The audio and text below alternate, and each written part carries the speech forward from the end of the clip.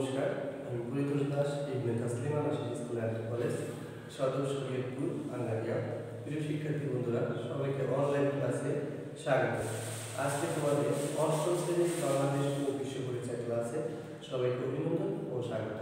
যে সকল অভিভাবকরা আমাদের এই ক্লাসটি দেখতেছেন সবাইকে শুভেচ্ছা, এবং যে সকল শিক্ষক শিক্ষিকা বৃন্দ আমাদের ক্লাসটি দেখতেছেন সবাইকে স্বাগত। এই করোনা মহামারীতে তোমরা সবাই ঘরবন্দি জীবন আর এই ঘরবন্দি জীবন যাপনের মধ্যে দিয়ে আজকে আমাদের এই অনলাইন ক্লাসটি পরিচালনা করতে হচ্ছে। কারণ তোমরা ইচ্ছে করে স্কুলে আসতে পারতেছো না, আমরাও ইচ্ছে করে তোমাদের কাছে আমরা যেতে পারতেছি না, কারণ এটার ফলাফল খুবই খারাপ। ভালোবাসা আমাদের অন্তরে থাকুক, সেটাই। তো প্রিয় শিক্ষার্থীরা, তোমাদের আবারও দ্বিতীয়বারের মতো শুভেচ্ছা জানিয়ে আজকে আমার যে টপিকস থাকবে সেটা থাকবে ঔপনিবেশিক যুগ ও বাংলার স্বাধীনতা সংগ্রাম। প্রিয় শিক্ষার্থী বন্ধুরা, আজকে যে আলোচনা প্রথম অধ্যায়ে, আর এই আলোচনা থেকে তোমরা আজকে তোমাদের যে পড়া যে বিষয়গুলো এটা সুন্দরভাবে বুঝতে পারবে এবং পড়াগুলো অনুশীলন করলেই তোমাদের সম্পূর্ণ পড়াগুলো তোমরা রেডি করতে পারবে। তাহলে প্রিয় শিক্ষার্থী বন্ধুরা, চলো আজকে তোমাদের যে প্রশ্নগুলো দিয়েছিলাম সেই প্রশ্নের সাথে আগে পরিচয় করিয়ে দিই। তোমরা এই বই পড়ার পরে যে কিভাবে প্রশ্নটা তৈরি করতে হবে সেই ক্যাটাগরিগুলো সুন্দরভাবে শিখতে পারবে, নিজেরা প্রশ্ন তৈরি করতে পারবে এবং নিজেরাই একটা নোট, সুন্দর মানের একটা নোট তৈরি করতে পারবে। চলো তাহলে প্রিয় শিক্ষার্থী বন্ধুরা, তোমাদের আজকে যে প্রশ্নগুলো দিয়েছি সেই প্রশ্নের সাথে আগে পরিচয় করে দিচ্ছি। আজকে প্রথম প্রশ্ন হচ্ছে, ভারতের প্রথম ভাইস নিযুক্ত হন কে? দ্বিতীয় নম্বর প্রশ্ন হচ্ছে, বাংলা 1176 সনে এই দেশে মারাঠি দুর্ভিক্ষ দেখা দেয় কেন? এরপরে 3 নম্বর প্রশ্ন হচ্ছে, ঔপনিবেশিক শাসন কাকে বলে? 4 দ্বৈত শাসন বলতে কি বোঝায়? 5 ঔপনিবেশিক শাসনের একটি বৈশিষ্ট্য লিখো। 6 শ্রীরাম মুদ্রণযুক্ত স্থাপনের প্রভাব ব্যাখ্যা করো। 7 কে বাংলার স্বাধীন সুলতানি যুগের সূচনা করেন? 8 ওয়েস্ট আর্লিয়া চুক্তি ব্যাখ্যা করো। 9 দ্বিজাতি তত্ত্ব কাকে বলে? 10 ইউরোপের বাণিজ্য কিভাবে চাঙা হয়ে ওঠে? তাহলে প্রিয় শিক্ষার্থী বন্ধুরা, আজকে তোমাদের যে মূল বিষয়ের কথা সেটা হচ্ছে ঔপনিবেশিক যুগ ও বাংলার স্বাধীনতা। বাংলার ইউরোপীয় বণিকরা ব্যবসা বাণিজ্যের উদ্দেশ্যে আমাদের বাংলাদেশে এসেছিলেন, আর এই বণিকরা আসার পরেই তারা একেবারে খাপটি মেরে বসেছিল আমাদের বাংলার বুকে। এর কারণ ছিল তারা আমাদের বাংলার যে সম্পদগুলো আছে সেই সম্পদগুলো নেয়ার জন্য। তারা আমাদের ক্ষমতা দখল করে নেন এক সময়। এদের মধ্যে ইংরেজ ইস্ট ইন্ডিয়া কোম্পানি প্রতিযোগিতায় এগিয়ে যান, আর সেই সময় হচ্ছে 1757 সাল। বাংলার 19 সাল। নবাব সিরাজউদ্দৌলাকে পরাজিত করে এক সময় তারা ক্ষমতা দখল করে নেন, আর বাংলার ইংরেজদের শাসনের চলে 1947 সাল পর্যন্ত। এভাবে 1757 থেকে পরে বাংলার যে শাসন প্রতিষ্ঠা করা হয় সাধারণত আমরা তাকে ঔপনিবেশিক শাসন বলি। আমরা 1757 থেকে 1947 সাল পর্যন্ত ইংরেজদের শাসন আমলের যে যুগ বা যে সময় তাকে বলে ঔপনিবেশিক শাসনের যুগ। তাহলে প্রিয় শিক্ষার্থী বন্ধুরা, যে ঔপনিবেশিক শাসনের যে যুগের কথা বলা হয়েছে এখানে বৈদেশিক কর্তৃক বা বিদেশি কর্তৃক কোনো দেশের দখল করে শাসন প্রতিষ্ঠা করলেই তাকে ঔপনিবেশিক শাসন বলা হয় না। ঔপনিবেশিক শাসনের বৈশিষ্ট্য হচ্ছে দখলদার শক্তি চিরস্থায়ীভাবে শাসন প্রতিষ্ঠা করতে পারে না। তারা জানে একদিন এই শাসন আমলের পাট উঠিয়ে তাদের ফিরে যেতে হবে নিজ দেশে। তবে দখলদার শক্তি যতদিন পর্যন্ত প্রয়োগ করতে পারবে বা শাসক শাসন করতে থাকবে ততদিন পর্যন্ত সেই দেশের ধন সম্পদ নিজেদের দেশে পাচার করতে থাকবে, এটাই স্বাভাবিক। তারপরে যখন তাদের শাসনের বিরুদ্ধে স্থায়িত মানুষ বিক্ষুব্ধ হয়ে উঠবে বা হবে অন্য কোনো কারণে অন্যের দেশ শাসন করা আর লাভজনক মনে হয় না, তখন ফিরে যাবে নিজ দেশে তারা। প্রিয় শিক্ষার্থী বন্ধুরা, কারণ বেশি দিন পর্যন্ত জোর খাটিয়ে কোনো জায়গায় স্থায়ীভাবে থাকা যায় না। এভাবে অন্য কোনো দেশের উপর দখলদারের আধিপত্য হচ্ছে উপনিবেশিক স্থাপন। এরপর আছে বাংলার ইউরোপীয়দের বাণিজ্য বিস্তার। ইউরোপীয় কোনো দেশে খনিজ সম্পদ আবিষ্কার, সমুদ্রপথ, বাণিজ্যের বিস্তার ও কারিগরি ও বাণিজ্যিক বিকাশের ফলে অর্থনৈতিক তেজি হয়ে উঠতেছিল। এর ফলে চতুর্থ শতক থেকে ইউরোপীয় যুগান্তকারী বাণিজ্য বিপ্লবের সূচনা হয়। তখন একদিকে তাদের অভ্যন্তরীণ অর্থনৈতিক ব্যবস্থা শক্তিশালী হতে শুরু করে, অন্যদিকে কাঁচামাল ও উৎপাদিত সামগ্রীর জন্য বাজারের সন্ধান গুরুত্বপূর্ণ হয়ে ওঠে। প্রিয় শিক্ষার্থী বন্ধুরা, 1498 সালে পর্তুগিজ নাবিক ভাস্কো দা গামা দক্ষিণ ভারতের কালিকট বন্দর পৌঁছে ভারতবর্ষকে বিশ্ব বাণিজ্যের বিস্তারের প্রতিযোগিতার মধ্যে নিয়ে আসেন। আর দক্ষ নাবিক আল বুকাস ভারত মহাসাগরের অধিকার করে এক কথায় পুরো ভারতের বাণিজ্যিক করায়ত্ত করতে শুরু করে দেয়, আর করায়ত্ত করে নেয় ওটা। 1648 সালে ইউরোপীয় যুদ্ধরত বিভিন্ন দেশের মধ্যে একটি শান্তি চুক্তি হয়। এ বলে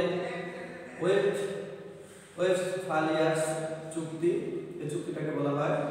এটি সম্পাদিত হওয়ার পর শান্তি প্রতিষ্ঠা হলে ইউরোপীয় বিভিন্ন জাতি নতুন উদ্যানে বাণিজ্যের উদ্দেশ্যে বেরিয়ে পড়েন। এদের অধিকাংশ লোক ছিল ভারতবর্ষে, আবার তার মধ্যে বাংলার সিল্ক ও অনন্য মিহি কাপড় এবং মশলা তাদের প্রধান আকর্ষণ হয়ে ওঠে। এতে বহুকাল পর বাংলার বাণিজ্য খাতে বেশ রমরমা ভাব দেখা যায়। 1680 থেকে 1683 এ 4 বছরে শুধু বাংলা থেকে ইংল্যান্ডে রপ্তানি আয় বাড়ানো 2 লক্ষ পাউন্ড বা তৎকালীন হিসাবে 18 লক্ষ টাকা।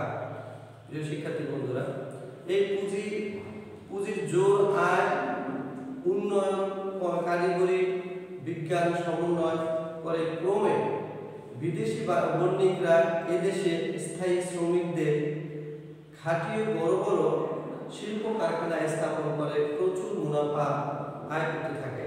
ক্রমে ব্যবসার ক্ষেত্রে পর্তুগিজদের চেয়ে প্রাধান্য পায় ইংরেজদের ভূমিকা সবচেয়ে বেশি।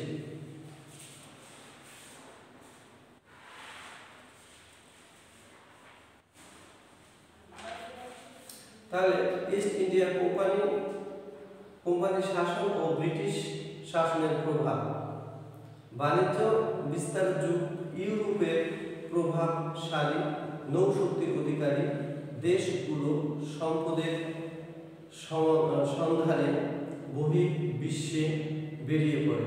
তাদের অধিকাংশের লক্ষ্য ছিল পূর্ব দেশ সমূহ, বিশেষত ভারতবর্ষ।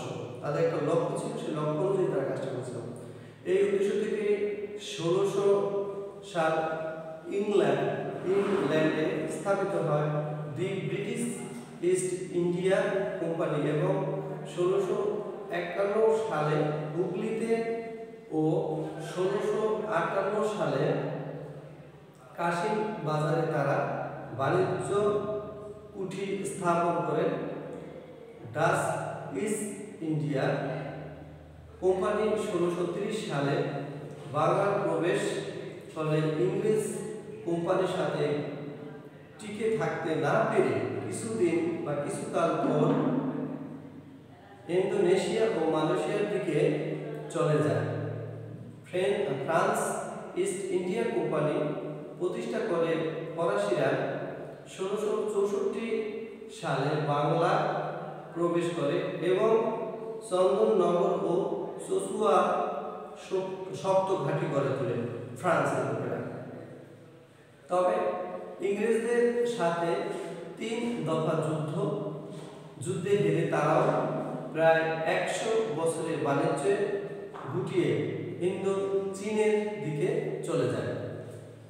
দি ব্রিটিশ ইস্ট ইন্ডিয়া কোম্পানি ধীরে ধীরে এদেশে তাদের প্রতিপত্তি বাড়িয়ে নবাবের দরবারের প্রভাব বিস্তারের মতো ক্ষমতা ভোগ করতে শুরু করে দেয়। 1756 সালে আলীবর্দী খাঁ মৃত্যুর পর ক্ষমতার উত্তরাধিকারী নিয়ে নবাব পরিবার এবং রাজপ্রাসাদের অভিজাতদের মধ্যে যে দ্বন্দ্ব শুরু হয়, কোম্পানির কর্তারা এর সুযোগ নিতে প্রস্তুত করেনি। তরুণ নবাব সিরাজউদ্দৌলার বিরুদ্ধে তার খালা ঘসেটি বেগম, মীর জাফর আলী খান, মীর কাসিম সহ রাজ দরবারের প্রভাবশালী ব্যক্তিবর্গ এবং উর্মিচাঁদ, জগৎ শেঠ ও রাজবল্লভদের মতো তৎকালীন ধনী অভিজাতদের একটি অংশ ষড়যন্ত্রে লিপ্ত হলে ইংরেজ বণিকরা তাদের সাথে যোগ দেন। এই সুযোগে মাদ্রাজ থেকে সৈন্যবাহিনী নিয়ে এসে ইংরেজ সেনাপতি ওয়াটসন ও ক্লাইভ কলকাতা দখল করে নেয়। এরপর নবাব রাজধানী মুর্শিদাবাদ দখল করতে ক্লাইভ ফরাসি আমলো কাননে উপস্থিত হয়ে যান। প্রিয় শিক্ষার্থী বন্ধুরা, 1757 সালের 23 জুন যুদ্ধে প্রধান সেনাপতি মীর জাফর আলী বিশ্বাসঘাতকতার মাধ্যমে বাংলা, বিহার, উড়িষ্যার নবাব সিরাজউদ্দৌলাকে পরাজয় ঘটে। নবাবকে নির্মমভাবে হত্যা করা হয়। বিজয়ের পর মীর জাফরকে নবাব বানালেও মূল ক্ষমতা চলে যায় দ্রুত ও দুর্ধর্ষ ইংরেজ সেনাপতি রবার্ট ক্লাইভের হাতে। শেষ পর্যন্ত 1765 সালে ক্লাইভ দিল্লির সম্রাটের কাছ থেকে আনুষ্ঠানিকভাবে বাংলা, বিহার ও উড়িষ্যা দেওয়ানি লাভ করেন। দিল্লির সম্রাট শাহ আলমের নিকট হতে দেওয়ানি লাভের পর বাংলার নবাবকে ভোগীতে পরিণত করে ক্লাইভ দ্রুত শাসন প্রবর্তন করেন। দ্বৈত শাসন একটি অদ্ভুত শাসন ব্যবস্থা। এই শাসন ব্যবস্থা ক্লাইভ বাংলার নবাবের উপর শাসন ও বিচার বিভাগের দায়িত্ব অর্পণ করে এবং রাজত্ব আদায় ও প্রতিরক্ষার দায়িত্ব ন্যস্ত করে কোম্পানির উপর। এর ফলে নবাব পেলেন ক্ষমতাহীন দায়িত্ব আর কোম্পানি লাভ করেন করোনা দায়িত্বহীন ক্ষমতা। দ্বৈত শাসন ছিল এদেশের মানুষের জন্য এক চরম অভিশাপ। রাজত্ব আদায়ের দায়িত্ব পেয়ে ইংরেজরা প্রজাদের উপর অতিরিক্ত কর আরোপ করে তা আদায়ে প্রচণ্ড চাপ সৃষ্টি হয়। কোম্পানি এবং কর্মচারীদের অর্থের লালসা দিন দিন বাড়তেই থাকে। অতিরিক্ত করের চাপে যখন জনগণ ও কৃষকের নাভিশ্রায় উঠার অবস্থা, সে সময় দেশে পরপর ৩ বছর অনাবৃষ্টির ফলে খরায় ফসলের ব্যাপক ক্ষতি হয়। ১৭৭০ সালে বাংলার সময় ছিল ১১৭৬ সাল। বাংলা নেমে আসে দুর্ভিক্ষের করাল ছায়া। দুর্ভিক্ষে লক্ষ লক্ষ লোক অনাহারে মারা গেলেও কোম্পানি করের বোঝা কমানোর কোনো পদক্ষেপ নেননি। এই দুর্ভিক্ষে বাংলার প্রায় ১/৩ লোকের মৃত্যু হয়েছিল। ইতিহাসে এটি ৭৬-এর মন্বন্তর নামে পরিচিত। ইস্ট ইন্ডিয়া কোম্পানি শাসনকালে এদেশে একাধিক গভর্নর ছিলেন। তার মধ্যে উল্লেখযোগ্য Warren Hastings, lord Cornwallis, lord Wellesley, lord William ব্রেকিং, লর্ড হার্ডিঞ্জ, লর্ড ডালহৌসি প্রমুখ। ভারতবর্ষে ইংরেজ শাসনের স্থায়ী রূপ দেওয়ার জন্য তারা বিভিন্ন ধরনের উন্নয়নমূলক কর্মকাণ্ড গ্রহণ করেছিলেন, যেমন যোগাযোগ, রেলঘাট ও তার ইত্যাদি। ইংরেজ শাসকদের গৃহীত প্রধান প্রধান কাজ নিচে উল্লেখ করা হচ্ছে। ১৭৮৬ সালে ব্রিটিশ পার্লামেন্ট গৃহীত ভারত শাসন আইনে বাংলার ব্রিটিশ গভর্নর জেনারেলের হাতে ভূমি রাজত্ব ব্যবস্থাপনা অর্পণ করা হয়। এরপরে ১৭৯৩ সালে চিরস্থায়ী বন্দোবস্ত চালু করে ব্রিটিশদের অনুগত জমিদার শ্রেণী তৈরি করা হয়। রাষ্ট্র ও প্রশাসন পরিচালনা ইংরেজ কর্তৃক প্রতিষ্ঠার ব্যবস্থা করা হয়। মুর্শিদাবাদ থেকে কলকাতা প্রশাসনিক বিভিন্ন দপ্তর, শিক্ষা ও বাণিজ্য প্রতিষ্ঠানে স্থানান্তর করে এটিকে গুরুত্বপূর্ণ নগরীতে রূপান্তর করা হয়। এর পরে আনুষ্ঠানিকভাবে কলকাতায় হয় বাংলার রাজধানী। তবে এই সময়ে ইংরেজ গভর্নর লর্ড উইলিয়াম বেন্টিক ও লর্ড হার্ডিঞ্জ এদেশের শিক্ষা বিস্তার সহ আধুনিক জ্ঞান বিজ্ঞান চর্চার সূচনা করেন। এছাড়া সতীদাহ প্রথা ও বাল্য বিবাহ রোধ এবং বিধবা বিবাহ প্রবর্তন সহ সামাজিক কুপ্রথা নিবারণে রাজা রামমোহন রায় এবং ঈশ্বরচন্দ্র বিদ্যাসাগরের মতো বাঙালিদের উদ্যোগকে তারা সহযোগিতা দেন। এভাবে দেশে একটি নতুন শিক্ষিত শ্রেণী ও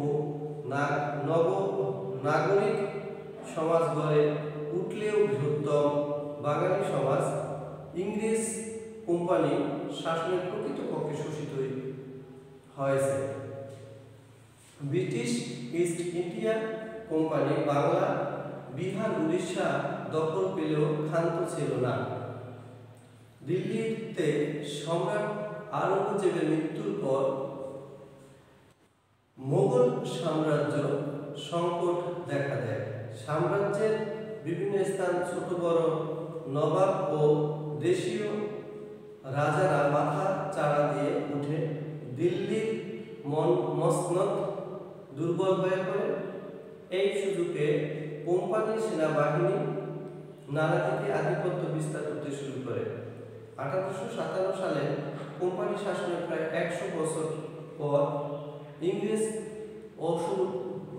অধ্যুষিত ভারতের বিভিন্ন ব্যারাকে সিপাহীদের মধ্যে বিদ্রোহ ছড়িয়ে পড়ে। বাংলার সিপাহী মঙ্গল পান্ডে ও হাবিলদার রজব আলী এই বিদ্রোহের নেতৃত্ব দেন। সিপাহীদের এই বিদ্রোহে ভারতবর্ষের অন্য অঞ্চলে স্বাধীন চেতনা শাসকরাও যোগ দেন। ঝাঁপিস রানী লক্ষ্মীবাঈ মহারাষ্ট্রের তাতিয়া ট্রফি এরকম কয়েকজন ছিলেন এখানে।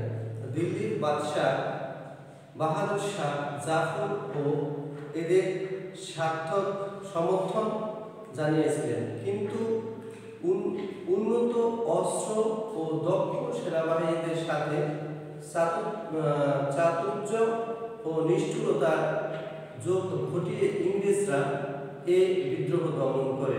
এরপর 1885 সালে 2রা আগস্ট ব্রিটিশ পার্লামেন্ট ভারতবর্ষে আইন পাস করে। ইস্ট ইন্ডিয়া কোম্পানি ও ব্রিটিশ শাসন বিরোধী আন্দোলন। ভারত শাসন জারির ফলে ইস্ট ইন্ডিয়া কোম্পানি শাসনের অবসান ঘটায়। ভারতের রাষ্ট্র ক্ষমতা ব্রিটিশ রাজার হাতে চলে যায়। এর ফলে ব্রিটিশ মন্ত্রিসভা কর্তৃক একজন মন্ত্রীকে ভারত সচিব পদে নিযুক্ত করা হয় বা মনোনয়ন করা হয়, যিনি 15 সদস্য বিশিষ্ট পরামর্শ সভা বা কাউন্সিলের মাধ্যমে ভারত শাসনের ব্যবস্থা করেন। এই আইন অনুসারে গভর্নর জেনারেলকে ভাইসরয় বা ব্রিটিশ রাজপ্রতিনিধি নামে ব্রিটিশ সরকারের ভারতবর্ষের উপর তাদের নিয়ন্ত্রণ প্রতিষ্ঠা করে থাকেন।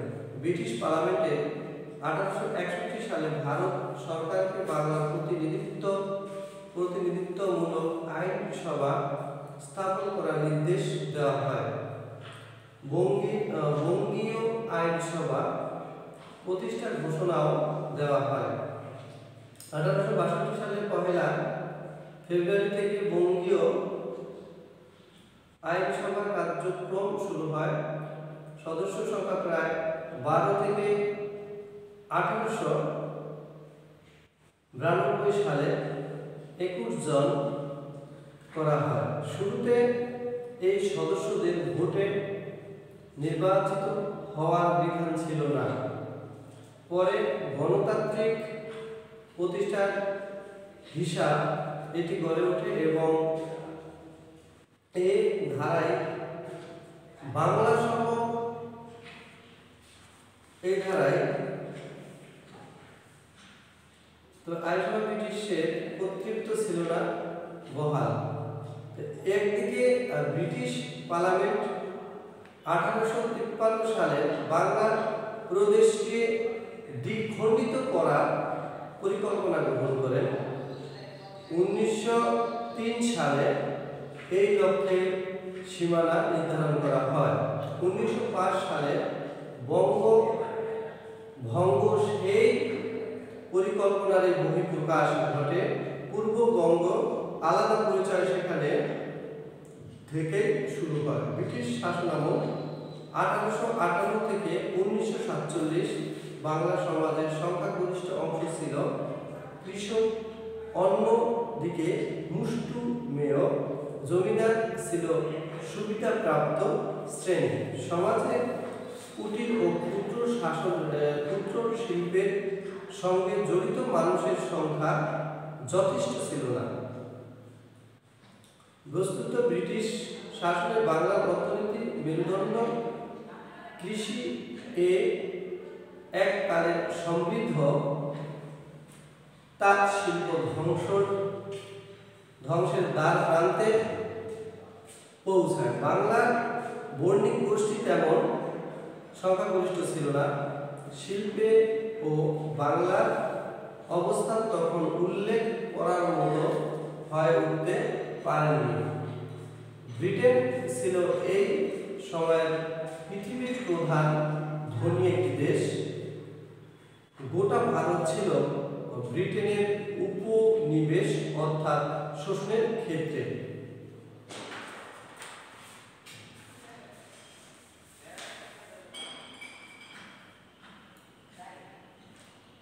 বাংলার নবজাগরণ ও পাকিস্তান রাষ্ট্রযুদ্ধ।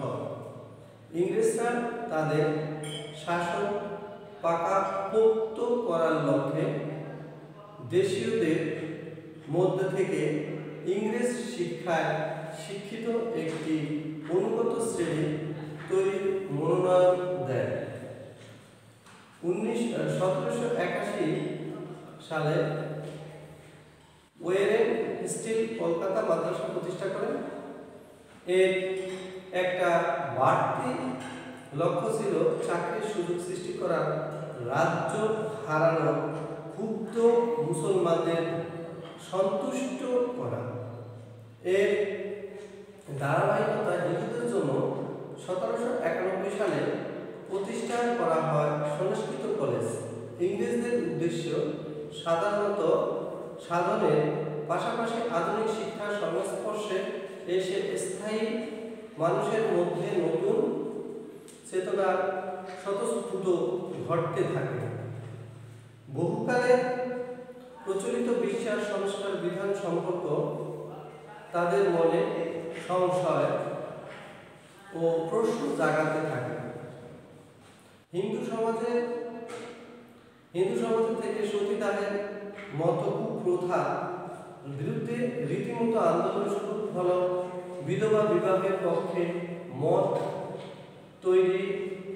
তৈরি হলো। এদেশের এই সময়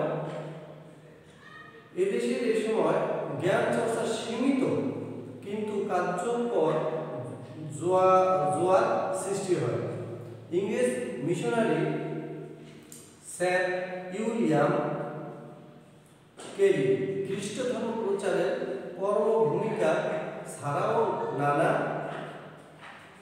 নানা সামাজিক কাজে নিজেকে নিযুক্ত রেখেছিলেন। তিনি বাংলা ব্যাকরণ রচনা, মুদ্রণ যন্ত্র প্রতিষ্ঠা, সংবাদপত্র প্রকাশ, স্কুল টেক্সট বোর্ড গঠন সহ গুরুত্বপূর্ণ কাজের পথে প্রদর্শন করেছিলেন। এরই ধারাবাহিকতায় ইংরেজরা উচ্চ শিক্ষার জন্য সারা দেশে স্কুল প্রতিষ্ঠার পাশাপাশি কিছু কলেজেরও স্থাপন করেছিলেন। তখন অবশেষে 1857 সালে উচ্চ শিক্ষা ও গবেষণার প্রতিষ্ঠান হিসাবে কলকাতা বিশ্ববিদ্যালয় প্রতিষ্ঠান করা হয়। 1821 সালে শ্রীরামপুরে মুদ্রণ যন্ত্র স্থাপন ও বাংলার মানুষের মনকে মুক্ত করা ও জাগিয়ে তোলার ক্ষেত্রে আরেকটি পথ খুলে দেওয়া হয়। এর ফলে বই পুস্তক ছেপে জ্ঞান চর্চাকে শিক্ষিত সাধারণের জন্য মধ্যে ছড়িয়ে দেওয়া হয়। প্রিয় শিক্ষার্থীরা, স্থায়িত্ব দেওয়ার পথ সুগম হয়। এ সময় সংবেদনশীলতা মানুষের নজর যা সমাজের দিকে, সমাজের অনাচার নিয়ে যেমন তারা আত্মসমালোচনা করেন, তেমনি শাসকদের অবিচারের বিরুদ্ধেও কঠোর ভাষায় সমালোচনা করেছেন। বাংলা ভাষার সংবাদপত্র প্রকাশ করে জনমত সৃষ্টিতে এগিয়ে আসে অনেকে। রাজা রামমোহন রায়, ঈশ্বরচন্দ্র বিদ্যাসাগর সমাজে সংস্কারের হাত দেন। ডিরোজিও বিশ্ববিদ্যালয় প্রমুখ অবাধে মুক্ত জ্ঞান চর্চার ধারা তৈরি করে। আবার বিদ্যাসাগর, বঙ্কিমচন্দ্র, মাইকেল মধুসূদন দত্ত ও রবীন্দ্রনাথ ঠাকুরের হাতে বাংলা ভাষা ও সাহিত্যের বিকাশ ঘটে। বাংলা সাহিত্য মীর মোশাররফ হোসেন, শরৎচন্দ্র চট্টোপাধ্যায়, কাজী নজরুল ইসলামের অবদানও ব্যাপক পরিমাণে এখানে। বাঙালির এই নবজাগরণ কলকাতা মহানগরীতে ঘটলেও এর পক্ষ বা পরোক্ষ প্রভাব সারা বাংলাতে পড়ছে।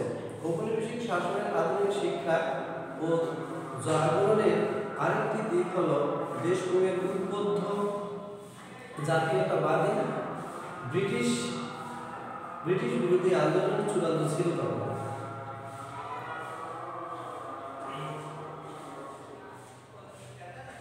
বীজ রোপিত হয়েছিল 1905 সালে বঙ্গভঙ্গ পরিকল্পনার পেছনে। যদিও ইংরেজ শাসনের ইংরেজ শাসকের বক্তব্য ছিল দেশের কল্যাণে। এ সময় বাংলার সীমানা ছিল অনেক বড়। পূর্ব বাংলা, পশ্চিম বাংলা, বিহার ও উড়িষ্যা নিয়ে ছিল বৃহত্তম বাংলা। তাই কলকাতা কেন্দ্রিক ইংরেজ শাসকদের পক্ষে দূরবর্তী অঞ্চলের সুশাসন প্রতিষ্ঠা কঠিন ছিল। এই কারণে পূর্ব বাংলা, বিহার ও উড়িষ্যার উন্নয়ন সম্ভব হয়নি। ইংরেজ ভাইসরয় লর্ড কার্জন 1903 সালে প্রস্তাব রাখেন এই সুশাসন প্রতিষ্ঠার লক্ষ্যে বাংলাকে দুই ভাগে বিভক্ত করার কথা, ঢাকাকে রাজধানী করে নতুন প্রদেশ করা। এই প্রদেশের নাম হবে পূর্ববঙ্গ ও আসাম প্রদেশ। একজন লেফটেন্যান্ট গভর্নর এই প্রদেশ শাসন করবেন। সরকারি এই সিদ্ধান্ত যুক্তি থাকলেও কলকাতা কেন্দ্রিক শিক্ষিত বাঙালিদের অনেকে সন্দেহ প্রকাশ করেন। তারা মনে করেন বাংলাকে ভাগ করার মধ্য দিয়ে ইংরেজ শাসকরা হিন্দু মুসলমান দুই সম্প্রদায়ের মধ্যে ভাঙন ধরাতে চাচ্ছেন। কারণ পূর্ব বাংলার বেশিরভাগ মানুষ মুসলমান। তাই মুসলমান নেতারা ভেবেছে নতুন প্রদেশ হলে পূর্ব বাংলার উন্নতি হবে। কিন্তু শিক্ষিত হিন্দু নেতারা বঙ্গভঙ্গের বিরোধিতা করেন। এই কারণে দুই সম্প্রদায়ের মধ্যে দূরত্ব বাড়তে থাকে। ভারতীয় জাতীয় কংগ্রেস বড় নেতাদের অধিকাংশ ছিলেন হিন্দু সম্প্রদায়। তারা মুসলমান নেতাদের সাথে পরামর্শ না করে বঙ্গভঙ্গের বিরোধিতা করেন। ফলে মুসলমান নেতাদের মধ্যে নতুন ভাবনা হয়। তারা বুঝতে পারে মুসলমানদের দাবি আদায়ের জন্য তাদের নিজেদের একটি রাজনৈতিক সংগঠন প্রয়োজন। এই লক্ষ্যে 1906 সালে ঢাকা মুসলিম লীগ নামে একটি সংগঠন প্রতিষ্ঠিত হয়। ইংরেজদের অভিসন্ধি অনেকটা সফল হয়। 1905 সালে বঙ্গভঙ্গ কার্যকর হওয়ার পর থেকে দুই সম্প্রদায়ের দ্বন্দ্ব স্পষ্ট হয়। বঙ্গভঙ্গ কার্যকর করা থেকে শাসকদের বিরত করার জন্য বাঙালি হিন্দু নেতারা একের পর এক চাপ প্রয়োগ করতে থাকে। কিন্তু বিভিন্ন আন্দোলন শুরু হয়। এগুলো হচ্ছে স্বদেশী আন্দোলন, বয়কট আন্দোলন, রাজত্ব এবং সশস্ত্র আন্দোলন। এসব আন্দোলনের মধ্য দিয়ে এদেশের অধিকাংশ মানুষের মধ্যে দেশপ্রেম জেগে ওঠে এবং তারা ঐক্যবদ্ধ হয়। এরপরেও ইংরেজ শাসন বিরোধী আন্দোলন ভারতবর্ষে দানা বাঁধতে থাকে। সারা ভারত জুড়ে যখন আন্দোলনের কর্মসূচি চলতে থাকে, তখন একসময় আন্দোলনের মূল নেতৃত্বে বাঙালি নেতাদের হাতে চলে যায়। এর ফলে হিন্দু সম্প্রদায় রাজনৈতিক দল হিসেবে চিহ্নিত করতে থাকে ভারতীয় জাতীয় কংগ্রেস এবং মুসলমানদের রাজনৈতিক সংগঠন হিসেবে পরিচিত মুসলিম লীগ। এই দৃষ্টিভঙ্গির কারণে মুসলমান ও হিন্দু নেতা এবং দুই সম্প্রদায়ের মানুষের মধ্যে নানাভাবে দ্বন্দ্ব তৈরি হতে থাকে। এতে এদেশের রাজনৈতিক নীতি অসাম্প্রদায়িক চেতনা কমে যেতে থাকে। 1924 সালে মুসলিম লীগ দ্বিজাতিতত্ত্ব ভিত্তিতে ভারত বিভক্তির পরিকল্পনা প্রদান করে।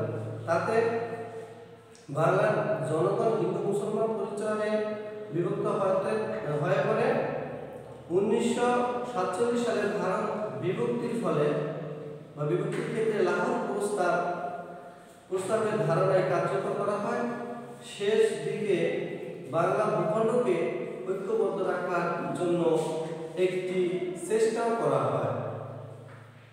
ইতিমধ্যে 1946 সালে নির্বাচন এবং কলকাতা ও নোয়াখালীর ডাঙ্গা সব কিছুকে অসম্ভব করে দেয়। পূর্ব বাংলা পাকিস্তানের পূর্বাঞ্চল হিসেবে ব্রিটিশ অধীনতা থেকে মুক্তি পায়, তবে তা পূর্ব বাংলার জনগণের কর্তৃক স্বাধীনতা হয়ে উঠতে পারেনি। পাকিস্তানের শাসক গোষ্ঠী পূর্ব বাংলার জনগণের উপর পরাধীনতা চাপিয়ে দেয়। প্রকৃতপক্ষে 1947 সালের 14 আগস্টের পর থেকে পূর্ব বাংলার জনগণকে প্রকৃত স্বাধীনতার জন্য নতুন করে আন্দোলন শুরু করতে হয়। হ্যালো প্রিয় শিক্ষার্থী বন্ধুরা, তোমরা এত সময় থেকে আলোচনা শুনে এরপর উপনিবেশিক শাসনের পূর্বে বাংলার জনগণের জীবন যে দুর্ভিক্ষ নেমে এসেছিল তা আমরা ওই যুগের ইতিহাস অধ্যয়নের মাধ্যমে লাভ করতে পারব। 1947 সালে ইংরেজ শাসনের অবসান ঘটে, তবে পরিপূর্ণ স্বাধীনতা তখন অর্জিত ছিল না বা হয়নি। বাংলাদেশ ভূখণ্ড পূর্ব পাকিস্তান নামে পাকিস্তান রাষ্ট্রের অংশ হয়। বাংলাদেশের মুসলমান নিজেদের স্বাধীনতা সংগ্রামে অব্যাহত থাকে। তো প্রিয় শিক্ষার্থী বন্ধুরা, এখন তোমাদের আমি যে প্রশ্নগুলো দিয়েছিলাম সেই প্রশ্নগুলো অবশ্যই তোমরা বই খাতা কলম নিয়ে বসো, টেবিলে অবশ্যই বসবে এবং আমি সেগুলোর উত্তর বলে দিচ্ছি। ভারতের প্রথম ভাইসরয় নিযুক্ত হন কে? ভারতের সর্বপ্রথম ভাইসরয় নিযুক্ত হন লর্ড ক্যানিং। লর্ড ক্যানিং। 2 নম্বর প্রশ্ন, বাংলা 1876 সনে এই দেশের মারাত্মক দুর্ভিক্ষ দেখা দেয় কেন? রাজত্ব আদায়ের ক্ষেত্রে অতিরিক্ত কর আরোপ এবং ধারাবাহিকতার অনাবৃষ্টির ফলে বাংলার 1176 সালে মারাত্মক দুর্ভিক্ষ দেখা দেয়। এই দায়িত্ব পেয়ে ইংরেজরা প্রজাদের উপর অতিরিক্ত করের বোঝা চাপিয়ে দেয়। এছাড়া 1768 সালে থেকে পরপর 3 বছর অনাবৃষ্টি দেখা দেয়। মূলত এই দুটি কারণে 1176 সনে এদেশে মারাত্মক দুর্ভিক্ষ দেখা দেয়। 3 নম্বর প্রশ্ন, ঔপনিবেশিক শাসন কাকে বলে? শিক্ষার্থী বন্ধুরা, বিদেশি শক্তি কর্তৃক কোনো দেশে দখল করে শাসন প্রতিষ্ঠা করাকে ঔপনিবেশিক শাসন বলে। 4 নম্বর, দ্বৈত শাসন বলতে কি বোঝায়? দ্বৈত শাসন বলতে লর্ড ক্লাইভের প্রবর্তিত এক অদ্ভুত শাসন ব্যবস্থাকে বোঝায়। দিল্লির সম্রাট শাহ আলমের কাছ থেকে দেওয়ানি লাভের পর বাংলার নবাবকে বৃত্তিভোগী পরিণত করে ক্লাইভ দ্বৈত শাসন প্রবর্তন করেন। এই শাসন ব্যবস্থা ক্লাইভ বাংলার নবাবের উপর শাসন ও বিচার বিভাগের দায়িত্ব অর্পণ করেন এবং রাজত্ব আদায় ও প্রতিরক্ষার দায়িত্ব ন্যস্ত করেন কোম্পানির উপর। এর ফলে নবাব পেলেন ক্ষমতাহীন দায়িত্ব আর কোম্পানি লাভ করল দায়িত্বহীন ক্ষমতা।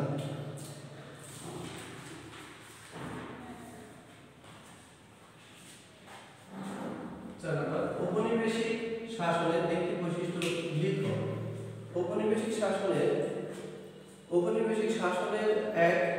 একটি বৈশিষ্ট্য হলো দখলদার শক্তি চিরস্থায়ীভাবে শাসন প্রতিষ্ঠা করতে আসেনি, তারা চলে যাবে।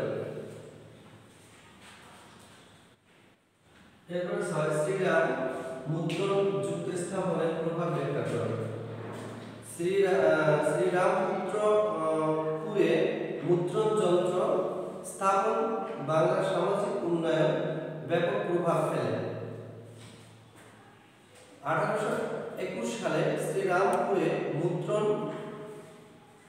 মুদ্রণ যন্ত্র স্থাপনের মাধ্যমে বাংলার মানুষের মনকে মুক্ত করা এবং জাগিয়ে তোলার পথ উন্মোচিত হয়। এর ফলে এই পুস্তক ছেপে শিক্ষিত ও সাধারণ মানুষের মধ্যে জ্ঞান চর্চাকে ছড়িয়ে দেওয়ার পর সুগম হয়। অনেকে বাংলা ভাষার সংবাদপত্র প্রকাশ করতে সমাজের আনাচে কানাচে ও অনাচার ও শাসকদের অবিচারের বিরুদ্ধে জনমত সৃষ্টিতে এগিয়ে আসে। এভাবে শ্রীরামপুরে মুদ্রণ যন্ত্র স্থাপনের ফলে বাংলার সমাজের মৌলিক পরিবর্তন সাধিত হয়। এরপরে আছে কে বাংলার স্বাধীন সুলতানি যুগের সূচনা করেন? ফখরুদ্দীন মুবারক শাহ বাংলার স্বাধীন সুলতানি যুগের সূচনা করেন।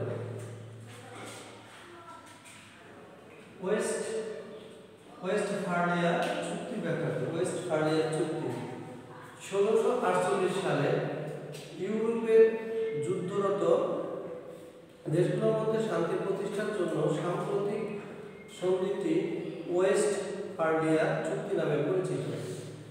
ইউরোপের দেশগুলো অর্থাৎ Spain, France, Portugal, Netherland, German, Sweden, Denmark, Russia, England, Poland সহ অন্যান্য দেশ প্রায় 30 বছর 1658 থেকে 1648 যাবৎ যুদ্ধে লিপ্ত ছিল। এই যুদ্ধে প্রায় 80 লক্ষ সামরিক বেসামরিক লোক হতাহত হন। এই যুদ্ধে পরিসমাপ্তি ঘটানো এবং পুনরায় শান্তি প্রতিষ্ঠার জন্য এই চুক্তি সম্পাদিত হয়েছিল।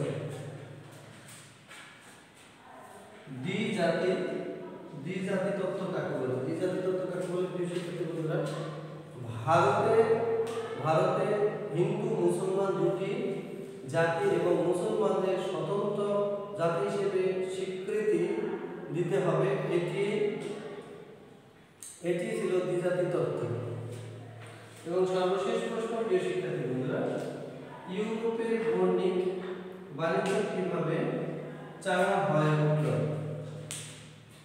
ইংরেজ নাবিকদের নতুন দেশ আবিষ্কার এবং সেখানে বাণিজ্য বিস্তারের মাধ্যমে ইউরোপের বাণিজ্য চাঙা হয়ে উঠেছিল।